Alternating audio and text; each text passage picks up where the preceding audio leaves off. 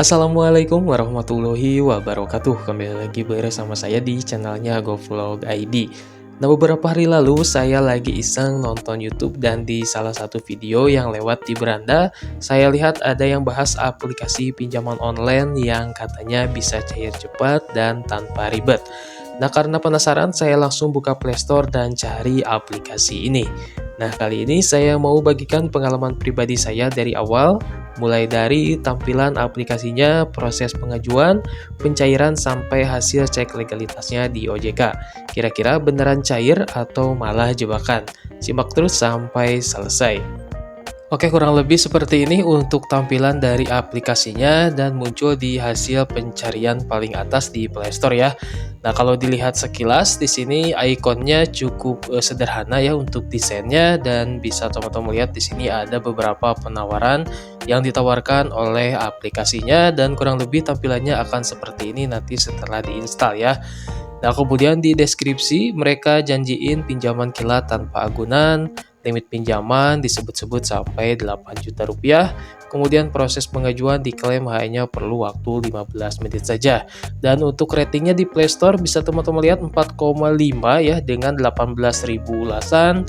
Kemudian sudah diinstal atau di-download lebih dari 15.000 install. Kemudian kalau dilihat memang kelihatannya profesional ya. Tapi jangan gampang percaya dulu, kita buktikan sama-sama apakah betul-betul cair atau tidak ya. Oke, langsung saja di sini kita install untuk aplikasinya. Nah, sambil menunggu aplikasinya berhasil terinstall, di sini saya jelaskan sedikit ya. Jadi di channel ini juga saya sudah upload beberapa video mengenai aplikasi pinjol, tentu saja aplikasi pinjol resmi yang terdaftar di OJK ya. Dan dengan berbagai macam kriteria, ada aplikasi pinjol untuk pelajar, kemudian ada juga untuk UMKM, untuk karyawan, bahkan untuk pengangguran ya. Silakan teman-teman cek saja untuk aplikasi pinjolnya di channel ini.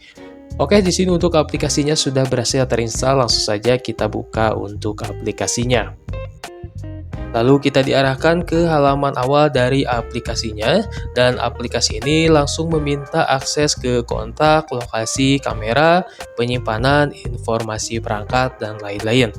Nah, buat teman-teman yang belum tahu, izin-izin seperti ini cukup sensitif, terutama di aplikasi pinjol yang tidak resmi ya.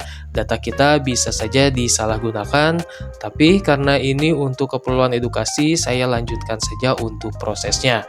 Nah, kemudian di sini kita diminta untuk menambahkan nomor handphone yang aktif dan menambahkan password untuk login di aplikasinya.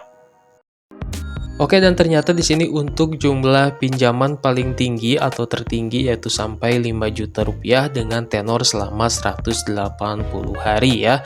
Dengan bunga per hari yaitu 0,05%, dan di sini untuk proses pengajuan pinjamannya hanya 3 menit saja ya.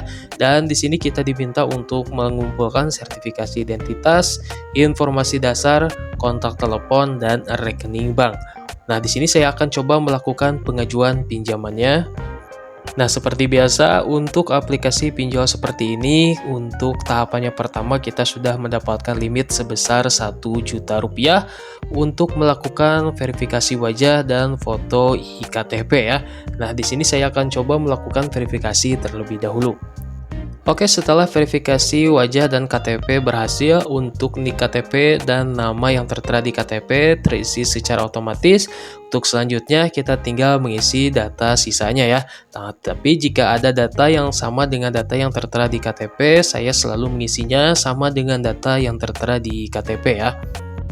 Oke, untuk tahapan yang selanjutnya yaitu pengisian informasi pekerjaan dan alasan peminjam. Nah, sudah ke tahapan yang kedua dan limit sekarang bertambah menjadi Rp1.500.000 ya. Nah, untuk pengisian informasi pekerjaan di sini saya isi asal saja ya, sebagai YouTuber dengan gaji dan alamat sama dengan alamat yang tertera di KTP saja. Dan untuk langkah yang terakhir yaitu pengisian informasi rekening bank untuk pencairan pinjamannya. Dan di sini untuk limitnya sudah bertambah menjadi Rp2.500.000. Dan untuk bank yang saya gunakan kali ini tidak bisa menggunakan e-wallet ya. Saya sudah coba menggunakan virtual account juga tidak bisa.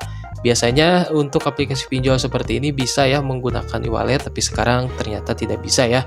Jadi saya menggunakan Bank Mandiri untuk pencairan pinjamannya. Oke, untuk proses pendaftarannya cukup standar menurut saya, sama seperti aplikasi pinjol lain, dan menariknya verifikasinya tidak ketat ya, data yang saya isi seadanya tapi tetap lolos. Setelah submit data hanya sekitar 20 menit kemudian muncul notifikasi pengajuan diterima. Dan untuk limit yang saya ajukan yaitu sebesar Rp1.800.000, tapi yang cair ke rekening hanya Rp1.125.000 saja ya. Nah, jadi ada potongan di awal sebesar 675.000, cukup besar menurut saya. Kemudian untuk tenornya sangat singkat ya, hanya 7 hari saja. Kalau dihitung-hitung di sini untuk bebannya cukup berat menurut saya ya. Tapi untuk edukasi jadi saya tetap lanjutkan untuk prosesnya ya. Dan untuk tanggal jatuh temponya tanggal 22.04.2025 ya. Jadi hanya 7 hari dari pengajuan pinjamannya. Nah, yang paling penting saya cek legalitas aplikasi ini. Saya buka situs resmi OJK, cari daftar perusahaan fintech yang sudah berizin, dan untuk daftarnya ini daftar terbaru ya per Februari 2025. Dan setelah saya cari untuk aplikasinya ternyata tidak ada ya, atau tidak terdaftar sebagai fintech resmi yang diawasi oleh OJK. Artinya aplikasi ini adalah aplikasi pinjaman online ilegal yang tidak diawasi oleh OJK.